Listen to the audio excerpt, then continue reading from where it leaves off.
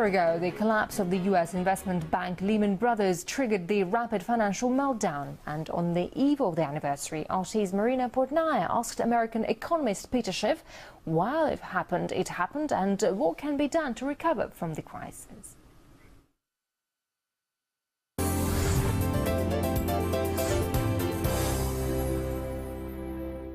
The financial meltdown that has taken place over the past year is a crisis the world has not experienced in decades. Economist Peter Schiff is one of the very few people who could turn around and say, "I told you so." And now we are sitting down with Mr. Schiff, author of Crash Proof 2.0, president of Euro-Pacific Capital. Thank you for joining me. The collapse of Lehman Brothers is being used as a marker to note the one-year anniversary of the U.S. financial meltdown. Now, what steps do you think have been positive ones in terms of what the U.S. has done over the past year? Well, I think we've done everything wrong. I think the only thing, ironically, that the government has done right was letting Lehman Brothers fail. You know, after they bailed out Bear Stearns, they were creating a moral hazard that, well, you know, firms are too big to fail, so go ahead and lend all these too big to fail firms money because there's no risk there. The government's going to bail everybody out. So I think the government realized the potential problems there. And so when Lehman Brothers was in trouble, they wanted to have some type of precedent of letting somebody fail because they didn't want that moral hazard. So I think that was kind of like a trial balloon. They did the right thing, but they really weren't prepared for the consequences. Because the consequence of doing the right thing means a lot of people and a lot of voters lose money. And it means people lose their jobs. And I think they surrendered their political will very quickly. And so now they've promised to never let anybody fail. And it's interesting, too, that most people point to their failure to bail out Lehman Brothers as their major mistake of the government. It was their only shining moment. The most recent U.S. jobs report has been hailed as good news by many officials. Now, 216,000 jobs were lost last month, as opposed to the 230,000 that were expected to be lost. And unemployment jumped from 9.3% to 9.7%. Is this good news? Well, you know, in the world of Wall Street, if the news is slightly less horrific than they're anticipating, they can say it's good news.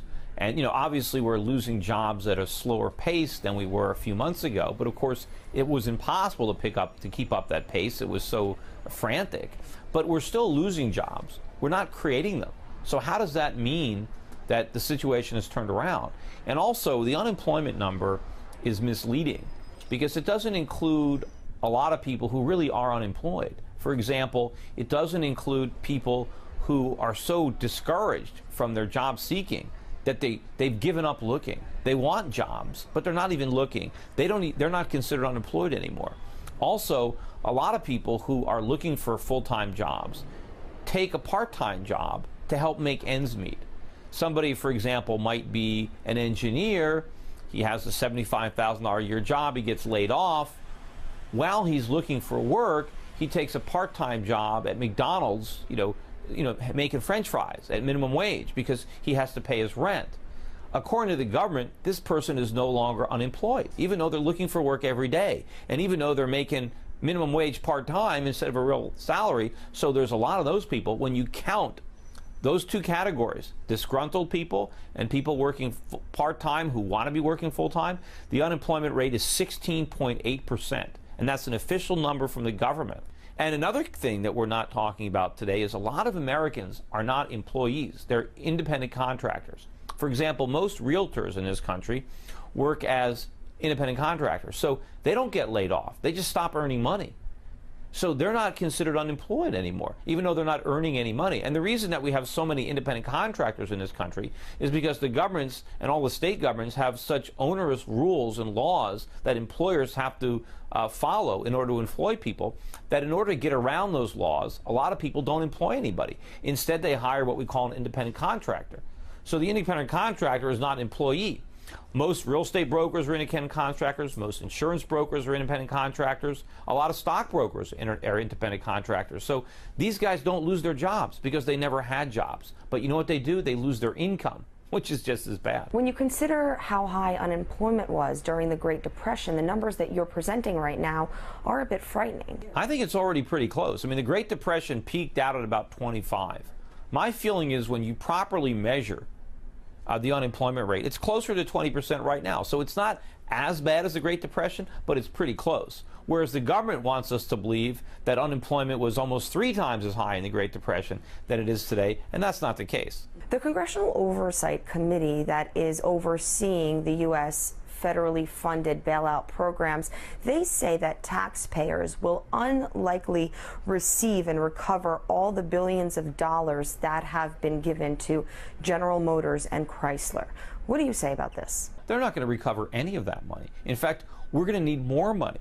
We are supporting a non-viable business that will lose money in perpetuity. The only way General Motors is going to be able to stay in business is if it gets continual subsidies from the U.S. government. And of course, now that you have that situation, well, the labor unions can demand pay raises indefinitely. The executives can keep demanding pay raises because their pay has nothing to do with the profitability of their company. Their pay has to do with their political clout, their ability to get Washington to appropriate money and give it to General Motors employees. This is a giant money pit, and American taxpayers are going to be paying for this through the nose. What we should have done is we should have let General Motors go bankrupt the old-fashioned way. The same thing we should have done with Chrysler. We should have had nothing to do with it. Many prominent businessmen and speculators here in the United States, including George Soros, have come out saying that the biggest concern over America's economy is that eventually this country will collapse like the Soviet Union did. Well, I mean, the Soviet Union certainly collapsed for many of the reasons that we're in trouble. They simply, the government was too big. They spent a lot of money they didn't have maintaining an empire around the world. And ultimately, they couldn't control that empire because they ran out of funds. The United States, we support an empire of sorts. We have a huge military presence around the world that we can't afford because we're borrowing the money. Our government has promised tremendous entitlements to American citizens that it can't afford. We've also borrowed money from the rest of the world that we can't afford to repay. So we're basically broke, and I don't think the U.S. government can afford to maintain this empire. Hopefully, we don't, see a similar fate in that the United States breaks apart, that states decide they want to leave the Union. If things get bad, if we can continue on this path, and if the U.S. government continues to make these mistakes, continues to increase the deficit spending, keeps bailing companies up, propping companies up, and raises taxes to finance it, I could see movements beginning in various American states to get out from under it. According to our previous interviews and your books, you're a big advocate of investing in gold. But what recommendations can you make to those that are living paycheck to paycheck and do not have enough money, $10,000, $20,000, to invest in gold? What are they supposed to do? If they can't afford gold, they can buy silver. They can buy copper. They can look for pennies that were made before 1981. They're copper. All of these things are going to gain in value. But other things that you can do as an American is you can prepare by stockpiling things that you might need, non-perishables, food items that you can keep for years that won't go bad. Other things, you can have extra batteries or shaving cream, razor blades, toothpaste, a lot of other things that are likely to get very expensive because of the inflation that we're creating, and ultimately might be hard to get. You might want to stock up on cigarettes or wine.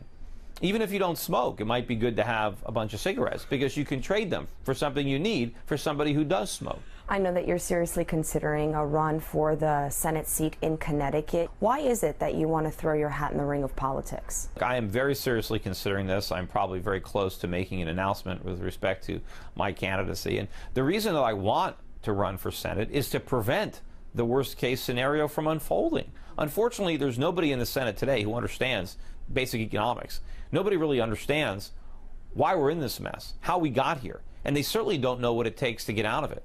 And so somebody needs to go to the Senate and try to convince the other senators, educate them, get them to understand why we're in so much trouble, why their actions and their policies undermine the free market, that capitalism is not the enemy, that they're the enemy, that Washington is the enemy, and that we need to re-embrace free markets. I've heard you say that if winning a Senate seat, that Congress will not be able to control you. Will you really be able to go against the grain on Capitol Hill? Well, first of all, the reason I said that is most senators, when they get elected, the first thing on their mind is getting reelected. And so they want to get reelected, so they have to ingratiate themselves to the senior ranking members. They want to get put on the right committees. And so they're always basically towing the line, right? They're trying to, secure their position so that they're more likely to get reelected. I couldn't care less about getting reelected, right? I just want to go there and try to help solve this problem. So I'm not going to be, sucking up to anybody. I'm not going to spend my time trying to get reelected. So they're not going to be able to bribe me or tempt me with things that other senators, might have fallen for, because I don't have the same agenda. I've heard you say repeatedly that America does not learn from its mistakes. How do you think the country will act moving forward? Well, it's not so much that America, doesn't like to admit its mistakes. It's more that our political leaders, it's the politicians, it's the central bankers. They just keep repeating their mistakes. And if they want to admit a mistake, it's not a real mistake. Like they'll say, well, our mistake was we didn't regulate enough. Well, that's not a real admission of anything. That's an excuse to increase their power base. We need to change that philosophy. We need to understand what we've done wrong, what our nation, what our leaders have done wrong, the laws that we've passed, the subsidies that we've enacted, the regulations that we've enacted that have so distorted the free market, that so disrupted the natural forces that would have kept our economy in balance. If we can roll back government and repeal regulation and restore sound money, then we can have a bright future.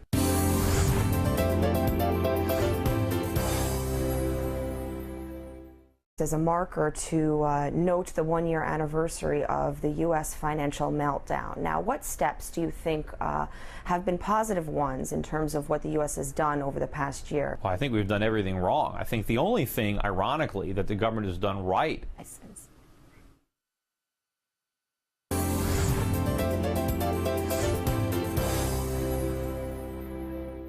The financial meltdown that has taken place over the past year is a crisis the world has not experienced in decades. Economist Peter Schiff is one of the very few people who could turn around and say, "I told you so." And now we are sitting down with Mr. Schiff, author of Crash Proof 2.0, president of Euro-Pacific Capital. Thank you for joining me. The collapse of Lehman Brothers is being used.